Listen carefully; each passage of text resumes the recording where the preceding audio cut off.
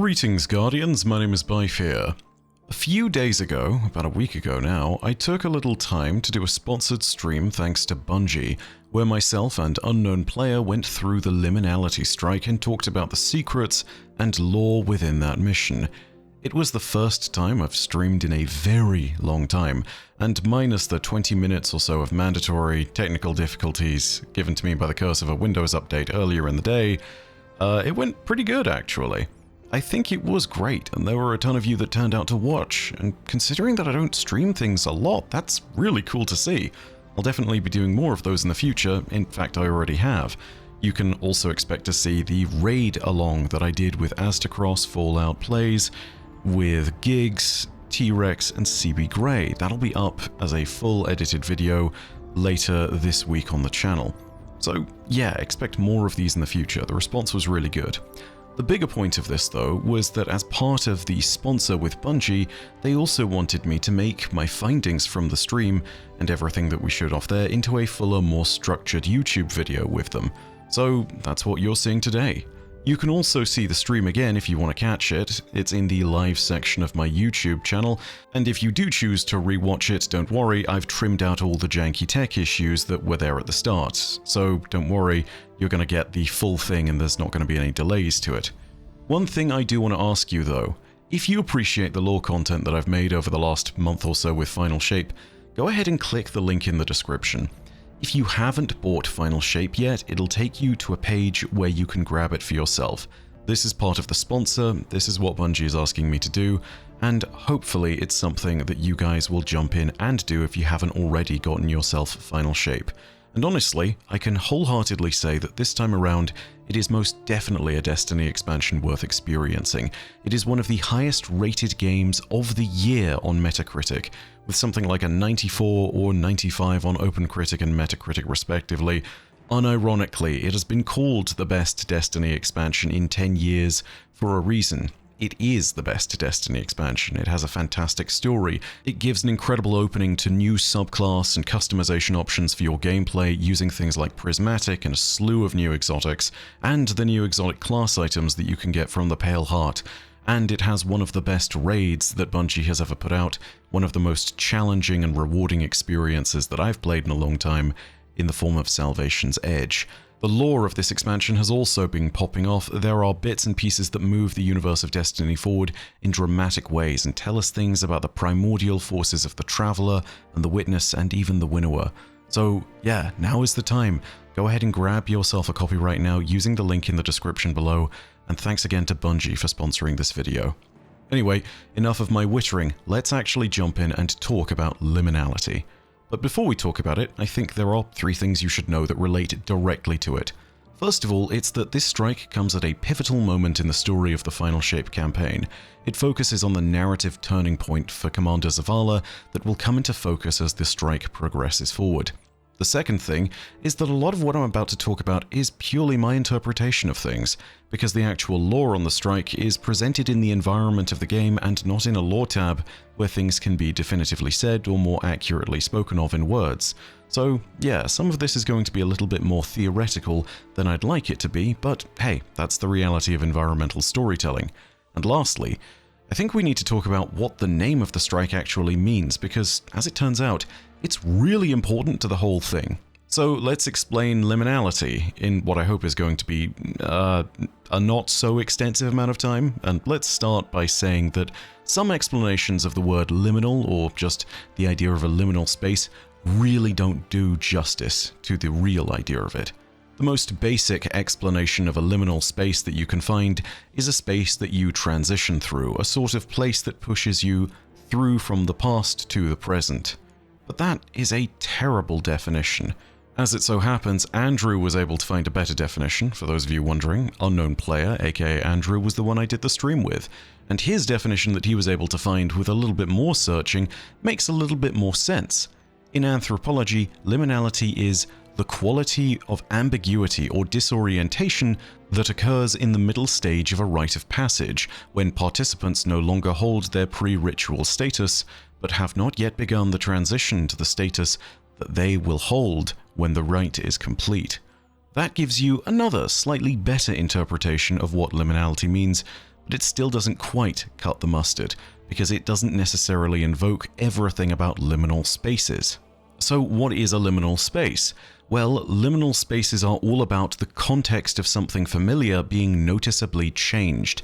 It could be altered emotionally, physically, or in some other way, and that change could relate to the space itself, or it could relate to the person passing through it. This change contrasts the familiar and makes it unfamiliar, and that's the entire point of a liminal space. It creates the liminal feeling. So, what does all that word soup look like and, really importantly, feel like practically? Well, imagine back to when you were a kid, and think of your time maybe on a playground, right? It's a place where, as a kid, you belong. The context is fun, friends, probably your parents on the sidelines watching you to make sure nothing goes wrong, climbing frames, swings, all of the stuff that you know as a child. Now remove all the people, change the time of day to night. The swings are abandoned, the climbing frames are dark, there's no adults to run back to for safety. The space is the same, the context has changed. I chose this example for another reason, which is this. Liminal spaces often create a sense of foreboding. It's not quite fear, but it's definitely unease. It's the sense that you do not belong in that space anymore, and it's often just on the verges of fear, but it doesn't always reach it. Liminal spaces often do that. It's that creepy, dark, long corridor that you see sometimes. It's the feeling you get when you're in a multi-story car garage, or garage I suppose, if you're an American, and you just have no one else around and it's just you and maybe a car here or there, but it's at night, and it's pretty foreboding, and nothing is going on, it's completely silent. You've nothing but your own footsteps and the echoing off the walls that creates. Another good example of this is an abandoned train station. The context of a train station is normally as a place you pass through to get somewhere else. There are trains, people, and a lot of noise. And generally, you don't look to the details of the things around you because you're not staying there for long. The train station is not your destination, it's a through point. Now imagine that same train station you've known forever is there, but it's been abandoned. The tracks no longer connect to it. It's no longer part of a bigger train network, and therefore it has been completely left behind. There's now no noise, no people, no ability to pass through it in the same way you did before. More importantly, no trains. The original purpose of the place has been lost. This also works well for another definition of liminal spaces because, well, a train station is a transitional space where you go from one place to another. Liminal spaces in a wider context also refer to things being in the space between the threshold of the past and the present. They are spaces where changes occur and where the unexpected can happen. And lastly, if you wanted some popular examples of liminal spaces in media, there's plenty of good ones. Quite literally take a look at the Backrooms, which is, even down to its name, the most direct expression of what a liminal space looks and feels like. If you've ever seen any media that pertains to the idea of the Backrooms, you know what I mean. The entire concept is built on the idea of what a traditional liminal space is, which is those empty, blank corridors behind the colourful storefronts that you'll see in a mall. Then, of course, the Backrooms in media takes the idea of a liminal space even further by making these behind-the-storefront areas into an actual extra-dimensional space that defies our expectations. So, yeah, that's a great example of a liminal space. You could also refer to the SCP Foundation's Infinite IKEA, which is an IKEA that connects to a larger infinite IKEA from which there is almost no escape, but it connects to other IKEA stores in other dimensions. This is such a crazy idea, but it does explain liminal spaces really well. And for those of you who don't know what the SCP Wiki is, give it a Google. It's an interesting read at bare minimum. You'll find something weird on there that will definitely spark some imagination, and potentially some night terrors. So with that in mind, what does the liminality strike have to do with liminal spaces and the concept of liminality? Well, it plays a lot with the narrative. First of all, the strike contains great examples of what could be considered a traditional liminal space in the form of the precursor town that's been abandoned, which you see about 3/4 of the way through the strike. It's also probably portraying it in a moment of great change. We'll get to that later, but for those of you who have even a vague idea of what the dissenters and the witness are, and how the witness was created, you can probably take a stab at what I'm talking about here. The strike also takes a lot of things and puts them wildly out of context. This is particularly true where the Ahamkara are involved. You'll often see things that break reality on verge on being outright surreal, whether it's the stony Ahamkara tentacles coming out of the wall, or whether it's entering a room and the whole thing suddenly turns into an Ahamkara's guts.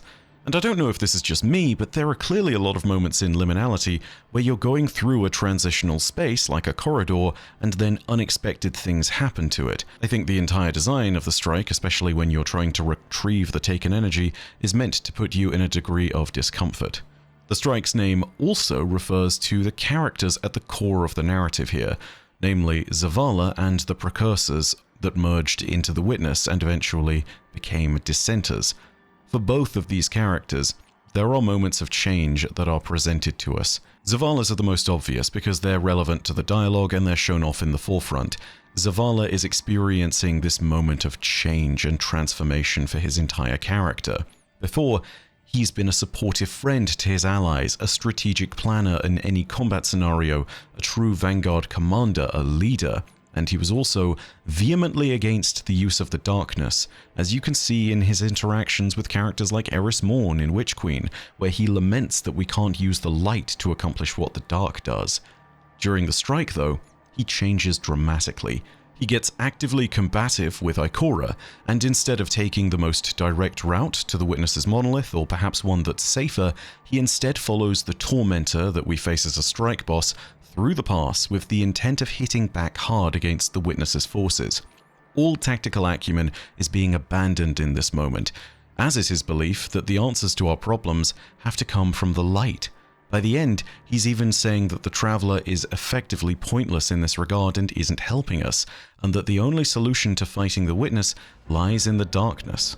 This is only reconfirmed when Zavala meets with the Dissenter statue over the comms and hears what it says. This mission, this strike, is effectively Zavala's rite of passage, and when he completes it, he will be effectively changed. You even get a moment where Crow sits there and tries to reassure Zavala by saying that Cayde has been brought back. And even though Crow is lying here about the nature of Cayde's return and stating that it's entirely because of the Traveler, even though this should comfort Zavala even more, Zavala sits there and says it's not enough. The rite of passage will ultimately lead to the Descent mission, where Zavala loses his light at the end by losing his ghost, Taj. From that point, Zavala becomes a character who, instead of wielding the light entirely, wields only darkness, because that's the only power he has available to him. He has to abandon everything about himself as he was before, as a character that staunchly opposed the use of the power no matter what. The other major character presented in this strike, as far as the core story is concerned, is actually the Witness. I know Ikora also has moments in this, but I think as far as the theme of Liminality is concerned, I think we need to look at the Witness here instead, because Ikora is actually more in line with what her character has been over the last few expansions. She does not have a great moment of change. She does, however, come to the end of an arc of change of sorts. I'll talk about more of that at the end. But for the Witness in particular, I think we can look more specifically at the way its dissenters are presented within the story of this strike. We get to talk to them in a few moments, but I think we also get to see a portrayal of the moment just prior to their combination into the Witness. This would make sense because they are literally experiencing a moment of change at that point in time. A rite of passage is being undertaken. They are changing from the penitent faction of the Precursor people into the Witness, and from that change, they will not be able to return. It is the past changing into the present. And of course, there's even a note about the strike taking place in a mountain pass, which is another space of transition, a place where you literally pass between mountains. So, Liminality is a strike that takes place in a liminal space based on the fact that you're transitioning through a mountain pass. It also is a liminal space based on how uneasy it makes you feel, both with the dialogue of the characters and also with just, the pure aesthetic. And all the while, someone is going on a journey of transition from one part of their character in the past as someone who believed in the light to another part of their character that they will live with for the rest of their life as someone who wields only the darkness. And it's all been presented alongside a moment that's been hidden away by the Witness of the moment when it transformed into the Witness and stopped being the Precursor civilization. Liminal spaces with liminal moments and liminal journeys, all wrapped up in one strike called liminality. And to that I say, hey, that's neat. So as you go through the strike, just keep all of that in mind. Look out for things that are out of their intended context, look for moments that represent change, and also know that if you're playing it for the first time, you'll be hearing different dialogue than if you do it on a repeat run. Look out for the moments where Zavala's character is transformed, because there are a lot of them, particularly the moments where he fights back against Ikora, and shows that their positions have changed. Ikora has become the one who is a lot more reserved and tactical, and who is looking to defend her friends. Zavala this time around is looking to become more reckless, more aggressive, and is looking to strike back and take revenge. Moving on from just the name, which I know has taken up way longer in this video than it probably should have, let's talk about the first room in the strike, because we do actually learn a little bit from this room that just has a little taken wizard in here. And in particular, we learn that giving energy of a taken variety to the Ahamkara skull here will clear the way. There are a few lore things that need to be brought up here, and some big lore questions that we can already answer. First of all, we hear Ikora stating that these skulls of the Ahamkara are, much like most of the rest of the Pale Heart of the Traveler, just memories of Ahamkara remains. These are not real Ahamkara bones, they are just memories of those bones. For those of you who don't know, this is how the Pale Heart works. It's actually one of the more direct representations of it. The reason why the Pale Heart looks so weird is because light and dark have found a union within the Pale Heart of the Traveler. The campaign does a decent job of explaining everything, but essentially, whatever memories can be found within someone's mind are made real within the Pale Heart. The darkness captures those memories that one has, and the light then makes them real, using its pure energy of creation. So these skulls are not real Ahamkara, but they are based off the memory of real Ahamkara. This begs the question that we're going to be asking again and again as we go through this strike, which is this: whose memories of the Ahamkara made these skulls? Is it the Tormentor boss at the end of the mission? Is it the Precursors? Is it the Witness? Is it us, or maybe Zavala? Is it perhaps a combination of a few of these characters, which is not impossible at all, given that lots of other spaces are combinations of other people's memories? Take a look at the Impasse. That's a combination of our memory and most certainly also the Witnesses. You also have to ask yourself then, was this the result of something else that passed through the Pale Heart? Could an actual living Ahamkara that we've never discovered pass through here undetected, and then leave these memories in its wake? Was this perhaps the reason why there's only one section of the Pale Heart that shows these dragon skulls? It's not clear. The possibilities are not well spelled out, and again, this is the moment at which I have to sit there and relate all of this as theory rather than concrete stuff. However, given that we are closer to the Witness's monolith, and that this area is starting to more closely reflect the influence of the Witness over the Pale Heart, I think it's not too unlikely to state that these Ahamkara are memories of the Witness, much like the town that we discover is. If we assume that to be true, then it leads us to even more questions, such as when did the Witness encounter the Wish Dragons?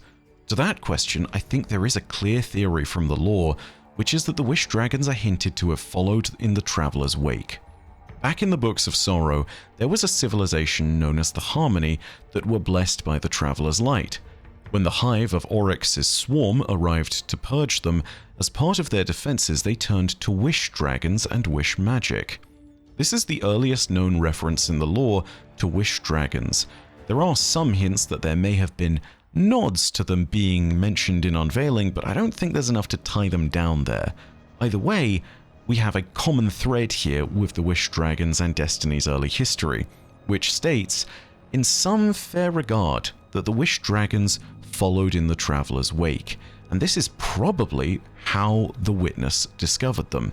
Whether the Ahamkara are intrinsically linked to the Traveler, or whether they're just following behind it for the sake of their own opportunity, isn't something we're able to determine, but either way, the proximity of the Wish Dragons to the Traveler is likely the cause of the Witness's discovery of them. And inevitably, this meeting point would have led to a moment where some of the Ahamkara were offered a place in the final shape. And it's here that I have to presume that the Ahamkara refused. I say that partly because of these memories of the Ahamkara showing that they're all dead, and also because, well, We've spent an entire 6-month season talking about the natures of Ahamkara and what they do prior to the final shape coming out.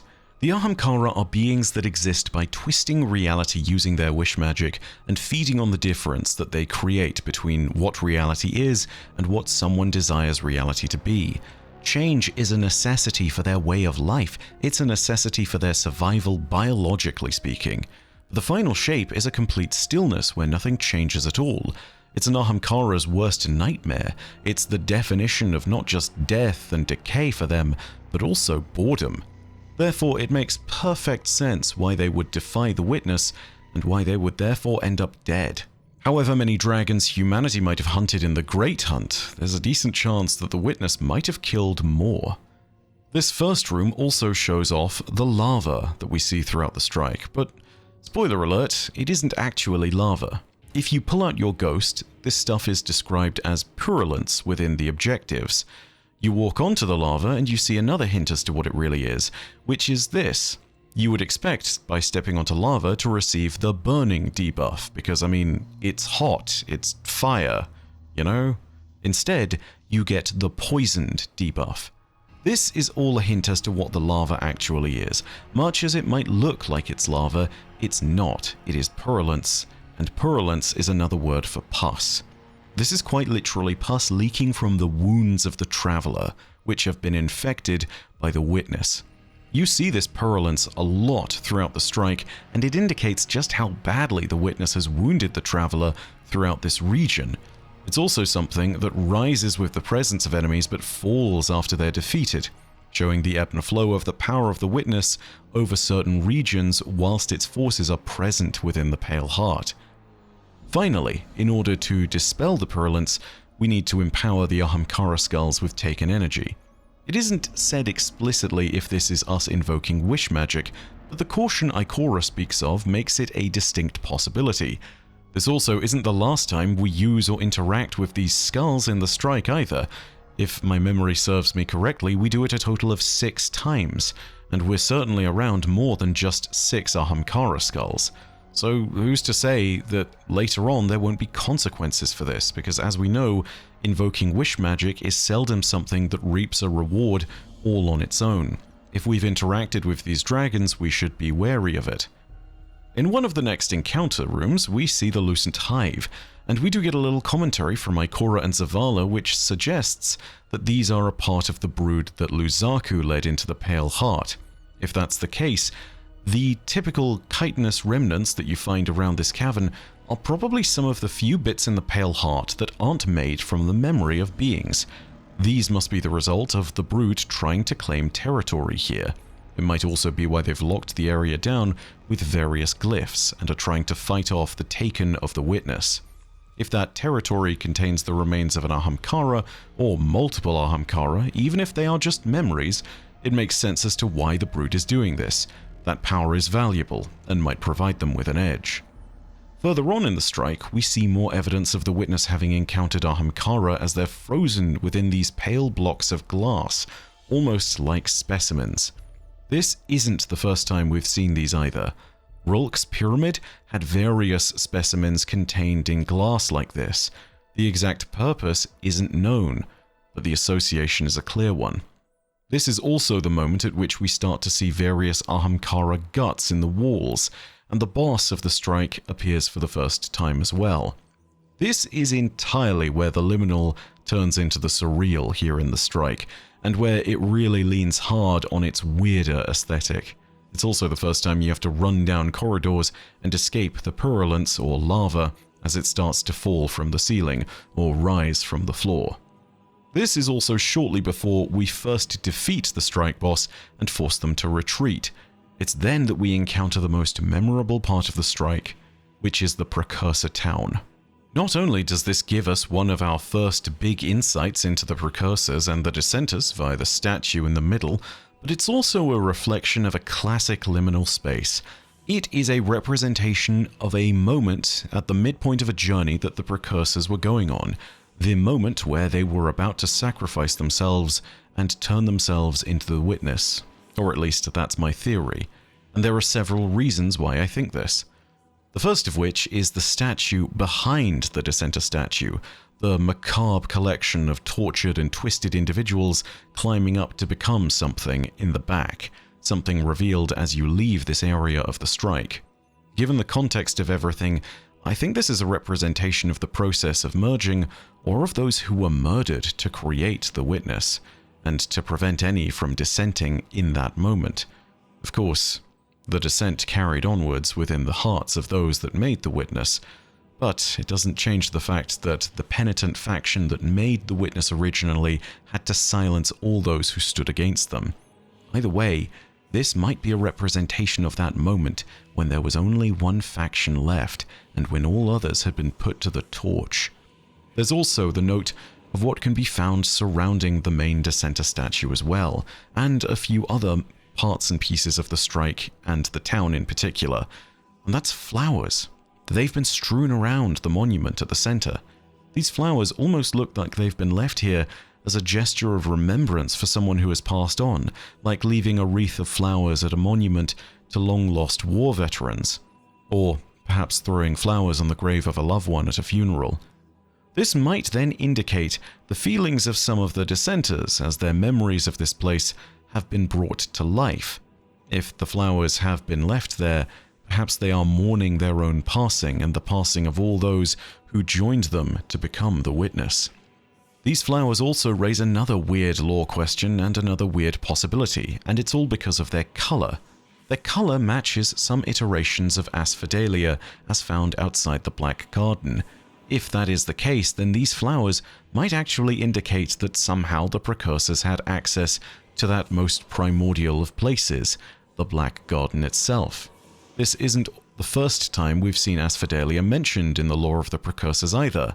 One of the two precursor figures we've heard about from the Final Shape Collector's Edition lore was in charge of a life ship, and they were seeding life in a system.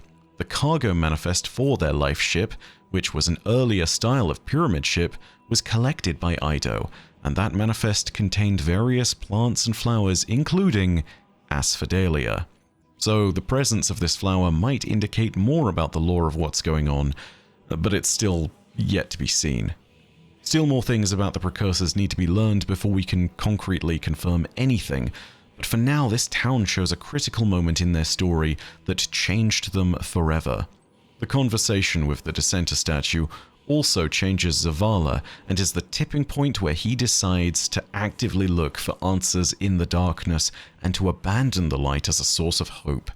This place has therefore served its purpose as a liminal space in the physical sense by being a weird abandoned town that's kind of creepy and missing the context of the people living there, and as a liminal space in the metaphorical sense, showing the rite of passage not only for the transition of the precursors into the witness, but also for Zavala as one who has faith in the light to one who has faith in the dark.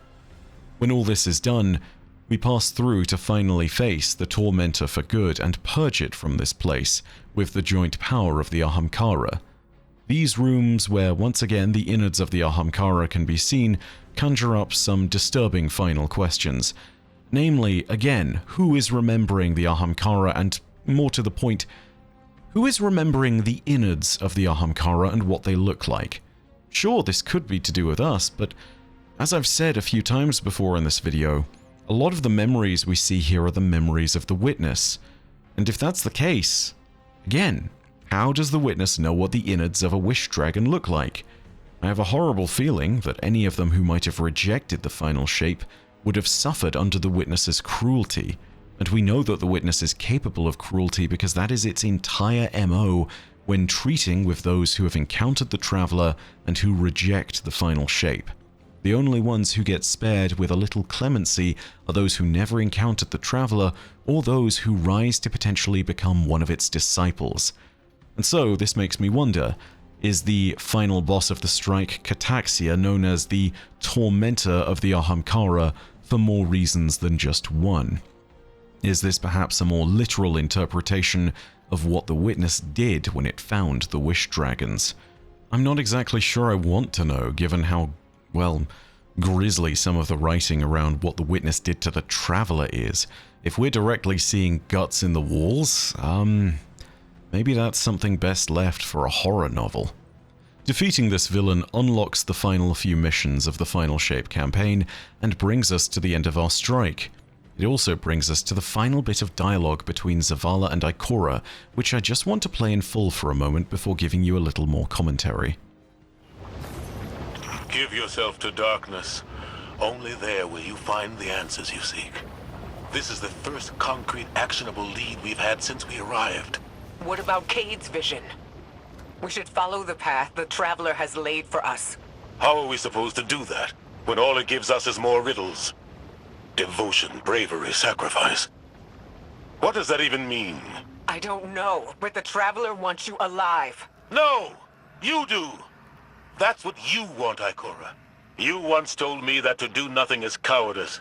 And now, you'd rather lose everything than to risk making the wrong move. But you aren't even thinking about that. You're just afraid to lose me like we lost Cade. Commander, you're out of line! Stay out of this. You weren't there. You don't know what happened when you died on us. You're right. I can't lose you, Zavala. Someday you will. And you'll have to learn to live with that. In this dialogue, Zavala directly references a conversation that we had with the Vanguard at the moment of Cade's death. Take a quick listen to that again, and look out for similarities. No. What did you say? We are not an army. We are not conquerors. We are guardians. We need to keep our eyes here. On our home, our people, the Traveler.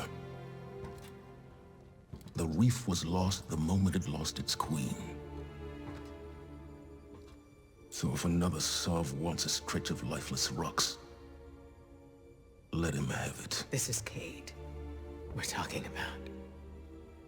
For us to do nothing is Say it. cowardice. Notice what Zavala points out in that one bit of dialogue from the strike, and how he and Ikora have changed positions narratively. Before, Zavala said this. I refuse to bury any more friends. Now, Ikora has said that she's the one who doesn't want to bury any more friends. I can't lose you, Zavala. Not to mention that earlier, by the campfire, a few missions back, Zavala's exact words were recited by Ikora before us all. I'm done burying my friends. I'm done burying my friends. This all comes very full circle, especially with the resurrection of Cade and with the presence of Crow. Before, in Forsaken, though, as a contrast to all of this, Ikora was the one who stated that to do nothing was cowardice, and accused Zavala of such. For us to do nothing is Say it. cowardice. Now, here in this strike, those roles are also reversed. Take a listen to what Zavala says again to Ikora. I don't know, but the Traveler wants you alive. No! You do! That's what you want, Ikora. You once told me that to do nothing is cowardice. And now, you'd rather lose everything than to risk making the wrong move. But you aren't even thinking about that. You're just afraid to lose me like we lost Cade. In this strike, here at the end, we see the ultimate transitional moment of liminality, the moment where Zavala and Ikora are driven to their narrative opposites and where their narrative breaking points lie.